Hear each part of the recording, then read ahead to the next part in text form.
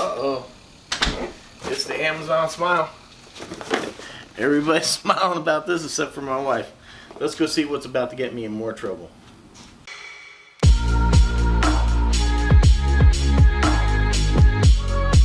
Alright, you know, it used to be I would just order stuff and it would show up when the wife was at work, and she'd probably almost be none the wiser. But then when she did a change of address, when she actually sold that townhouse, the post office actually signed her up for what they call informed delivery, and they send us an email every day of all the stuff that you get. So now, even if she's at work, I gotta hear, what did you order? What did you order? What came today? Dang it, thanks a lot, post office.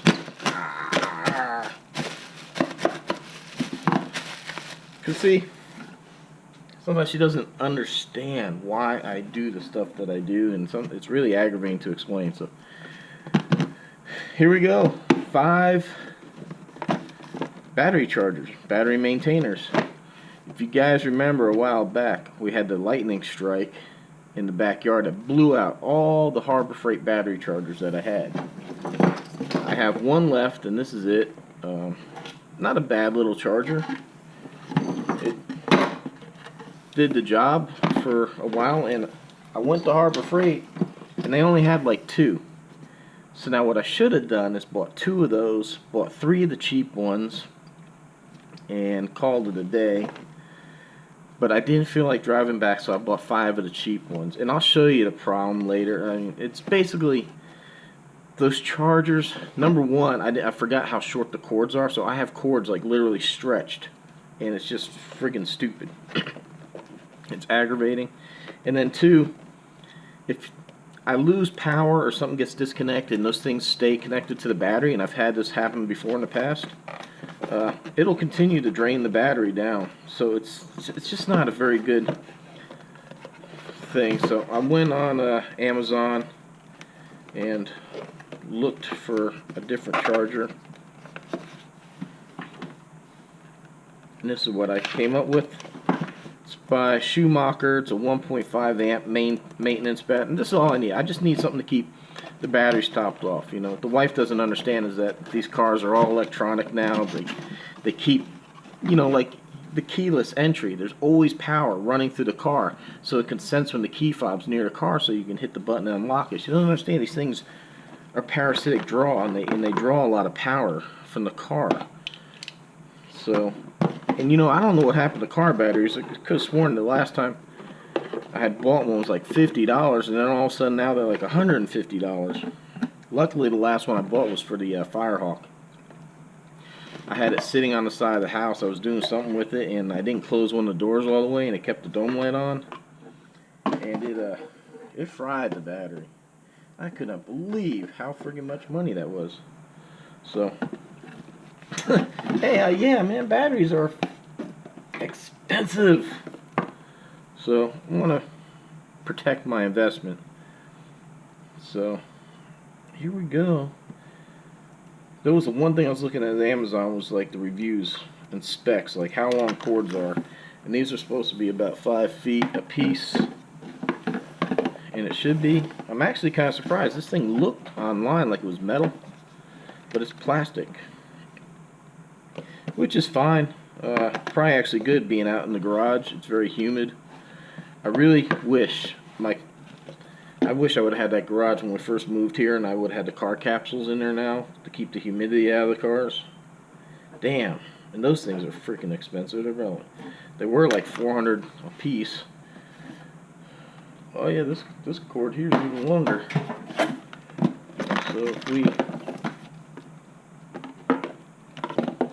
So the power cord's a little bit longer. Well, I guess once you plug this in,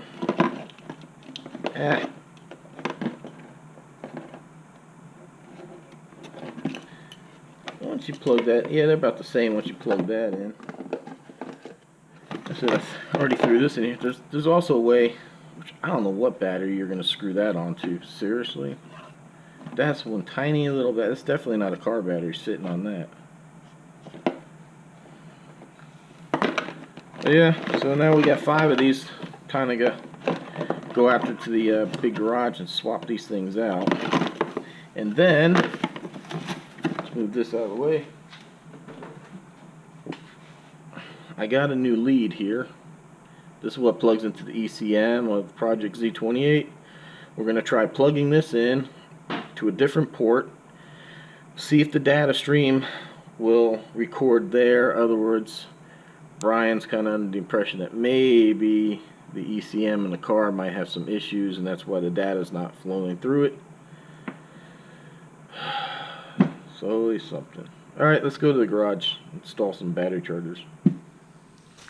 So you can see what we have going on here is, this is what I need to do to keep the cars plugged in. This is ridiculous. I have this thing supported, and look at this over here. Look at the poor GTO. I got this thing draped over the fender, which is really not what I want to do. Look, you know batteries got expensive. I used to run the AC Delco. Now I got an auto gold in there. But yeah, look at this. So yeah, it's time to switch. I can't do this. This is freaking ridiculous. These stupid things just draped everywhere. So I want you to pay attention here to this red light. Hopefully you can see it. This is the biggest problem. I mean, look at this charger. There's nothing to it. Watch this. I'm going to unplug it.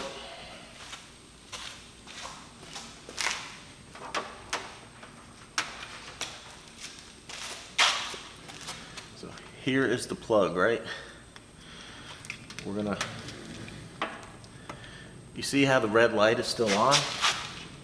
The battery is backfeeding through here. Now, if you leave this unplugged, or say you lose power, like we have another storm system come up here. What if we lose power for 2-3 days and I'm not home? It's gonna kill all the batteries in these cars. Or what happens if something gets disconnected and I don't notice it for a while? All these batteries will die. Which is why I need to just get rid of these things, because like I said, that's a little bit better than, yeah, so that's, I said I got to get rid of these things. It's just ridiculous. They're stretched out, and the biggest problem is it's going to kill the battery. So I got 5 of them. We got one for the RV, the GTO, the Camaro, the SS, and sometimes I plug in the Cruise if I'm not going to use it for a while. So we're going to try out the Schumacher, see how it does. And there's no lights on, so that's good. That means it's not drawing. And now what I can do here is I can actually just move that wire here. I can lower the hood finally.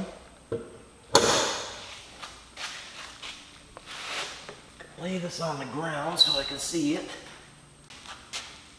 There you have it. Hopefully you can see it. It's lit up, yellow, charging. So, all right, 1 down, 5 to go. I will meet you out front. We're going to work on Project Z28. And wants me to go ahead and change the pin that the wideband's reading. So we got to flip the car around. We'll give you a nice cold start.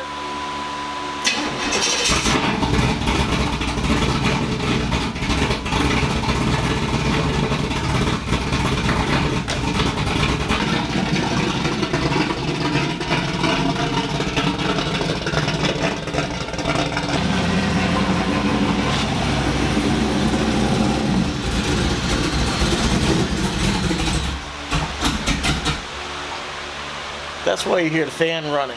It's not the tune for this car, it's just a test tune. And woo, man, it's rich.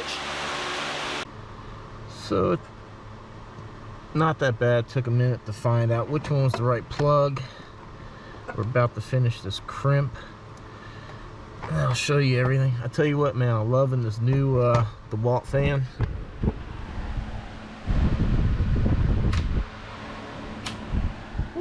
I tell you what, if I didn't have that thing blowing on me, I'd be pouring down sweat. So we got the connector here. Here is the pin out Brian gave me. We'll put that in there. And now what I'm gonna do is get the meter out and test that it's actually reading into this pin from the gauge. It's gonna be hard to show you, but man, I just had the reading. So the wideband should be reading between 0 and 5 volts, so that's what we want to see. We got that. Let's see, I got it on this connector, so now we'll unplug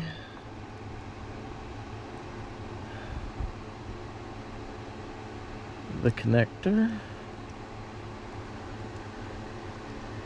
and we got 0 volts.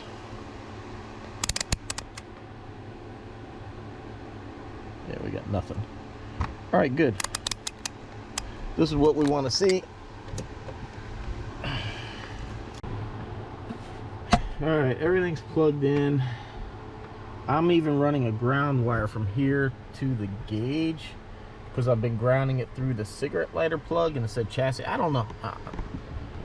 I'm at a loss, really.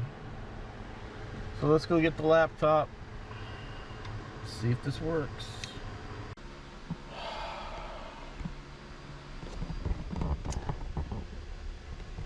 Still reading. 9. Actually, I don't get it. Let's record, see what we get.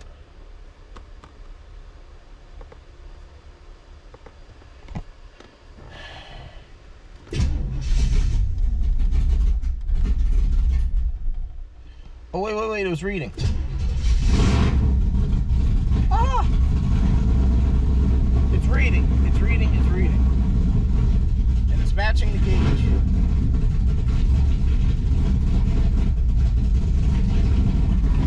And the gauge there is going 13, 14. All right, we got it. Outstanding.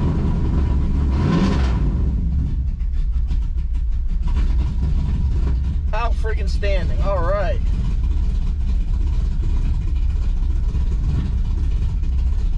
All right, that's good.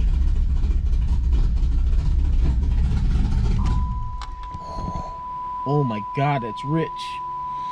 I said, this isn't the tune for the car. This is just something he put together real quick to get the car started. I think it's a tune for somebody else's car. So I'm not gonna run my car. Actually, I'm kind of curious.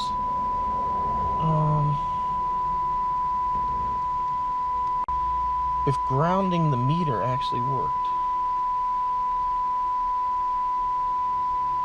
Let's test that again.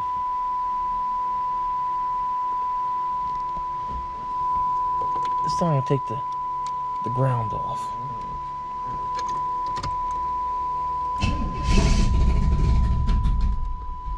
All right, yeah, that had nothing to do with it. It worked without me grounding the meter. All right. This is definitely a step in the right direction. Now we can actually get the car tuned. Awesome. I'll tell you what.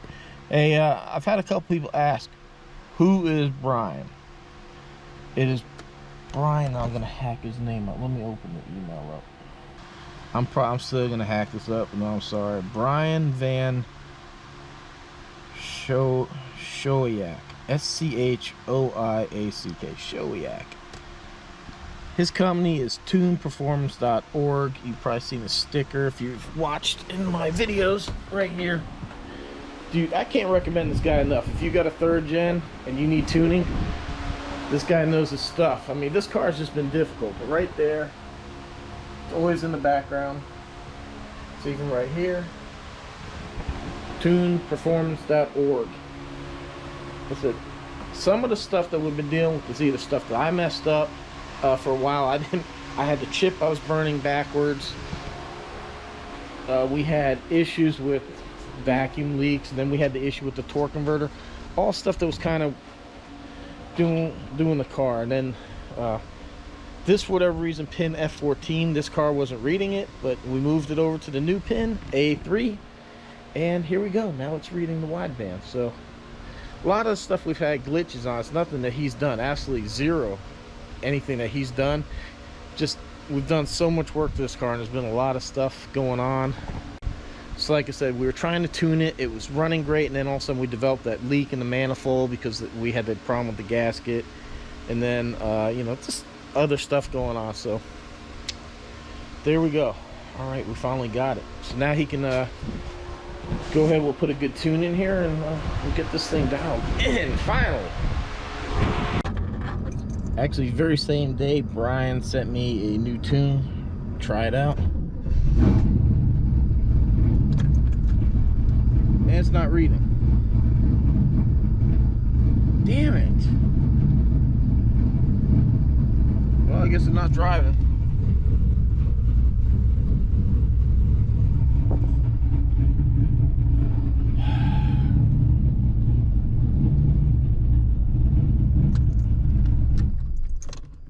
Oh, something's wrong. Sorry it's dark in here. Damn. Well, I don't understand why before that worked and now it didn't. Must be something in the tune, but alright, I'll let them know. We'll get back with you. Here we go, moment of truth. What happened is the tune Brian gave me was still set up to read on pin F14, so that's why last time it didn't work. So a little miscommunication between us. So we're gonna hit start, and hopefully with any luck that's gonna change.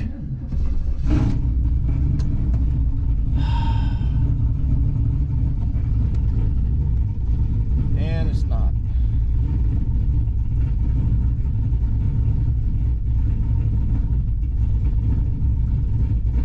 All right.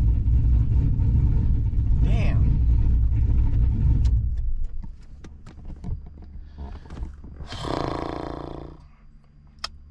Well, there's no point in driving and going for a data log then if it's not reading.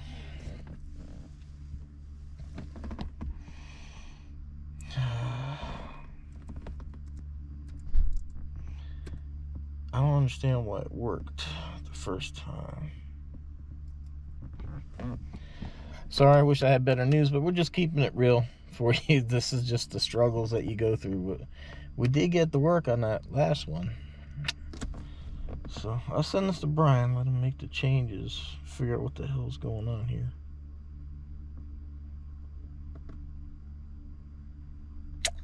Till later.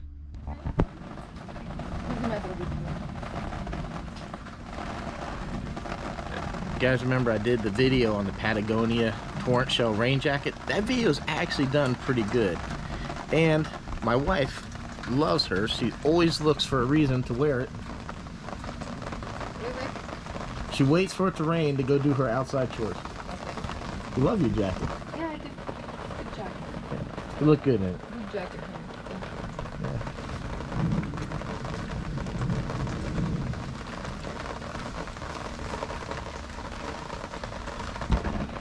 Even the dog's like, what is she doing? Look, she's doing the hummingbird feeders.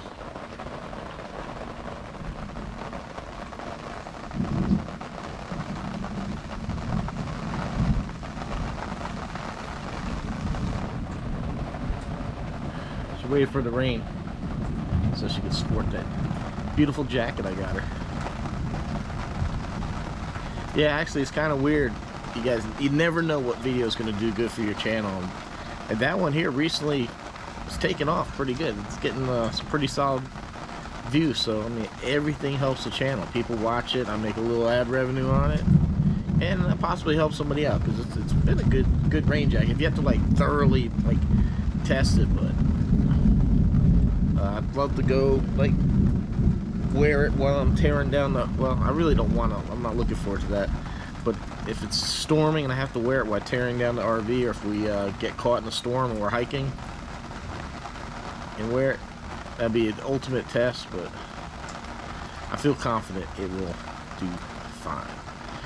Okay, so as it stands right now, still waiting here from Brian. He said he was going to compare the two tunes, the one that he sent me before and the A3 test bin, the one that the gauge worked on. He's going to compare the two and figure out why we're not reading. I tell you, man, that car just loves to bust my balls.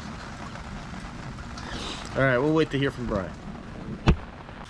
Well, unfortunately, I don't have any news for you on Project Z28. I haven't heard back from Brian, but I have complete confidence that he'll figure it out. We did have one tune that read when we changed over to pin A3 on the ECM. So basically the wideband sensor is now hooked to one of the connectors in the ECM, which now feeds it through the OBD port, which allows me to read it on the laptop. So something in the software, one tune allowed us to do it, this other tune that he's writing for me is not, so he's getting with somebody and they're going to figure it out. I have complete confidence. It's just a matter of typing in something which is way above my head, which is why I hire somebody, because I don't know anything about tuning, getting on a computer and tuning these things, not at all. So I do suspect by the time we get back from a camping trip that I have to get ready for, which is why I have to end this video now, that I should have another tune ready, and then when we get back I'll go ahead and load that up and let you know how it goes. So sorry I don't have a better ending for you, but this is, you know, we keep it real here. So this is just one of those things that happens when you remote tune. It's really hard. You know, it'd probably be so much easier if he was here sitting in the car with the computer looking at what's going on, and he could change stuff instead of me working on it when I can, sending it to him, him looking at it when he can, and you know, we got to go back and forth. It's a very slow process, but it's what we have. You know, there's not a lot of people anymore with the knowledge to work on these ECM chips, these EEPROM chips for these cars. So very few and far between, so it's going to get harder and harder in the future. So I'm lucky that he's still around. People like Ken with First TPI are still around that have a love for these cars and still supporting these things, because you know, once it's gone, it's gone. You know, that knowledge is gone. It's like Smitty that did the transmission in his car. He's got so much knowledge up there on these older transmissions, you know, and it's sad. That's why he's doing these videos, try to leave that legacy behind. So somebody maybe 20 years in the future pulls out a 700R4 or 4L60, can maybe reference his video and they can help them rebuild. So that's one of the great things with YouTube, is that we can leave that behind. Like I did a blower motor video for the HHR. It's always done really good. So those cars are getting older, more and more people needing to fix that. So it's helped a lot of people. And as a YouTuber, it's a really great feeling that when you can actually produce a video, it's not, you know, we love doing the entertainment thing, but it's really humbling when you make a video that's helped people, especially they save money, they don't have to go to a dealer, and it gives them confidence to do the repairs yourself. So anyhow, yeah, I gotta get ready for a trip. Camping trip coming up. Hopefully you guys enjoy that. Don't forget, we got another trip coming up on the other coast, and I got a few other things coming up. I got I got an international MRE I'm going to try, and I'm going to do some more Army stories. They don't really seem to be doing good, but this video, this whole channel is really whack since getting deleted. I mean, for having 8,000 subscribers, the views aren't kind of matching, but you know, I do appreciate each and every one of you. I just don't know why the algorithm's not spitting it out there and sharing it more. I don't know, but it is what it is. I'm glad to have, you know, my subscribers back, you know. So appreciate everyone's support. Links down below if you want some discounts on some cool merchandise. You want to order things like one of these cool neon signs back here somewhere. Look forward to meeting some people, man. We got LS Fest coming up. I might go up north, meet Josh, Chicago's Finest Moment. There's a car show. I don't know. I have depends on how some of our trips that we have coming up, but he's got a car show up there. I might head up there, hang out, check that out. Who knows? So got some pretty cool stuff lined up. So hopefully you subscribe, check it out. Thank you for the support. Thank you for watching. Stay safe, and we'll see you on the next one. Thanks for watching.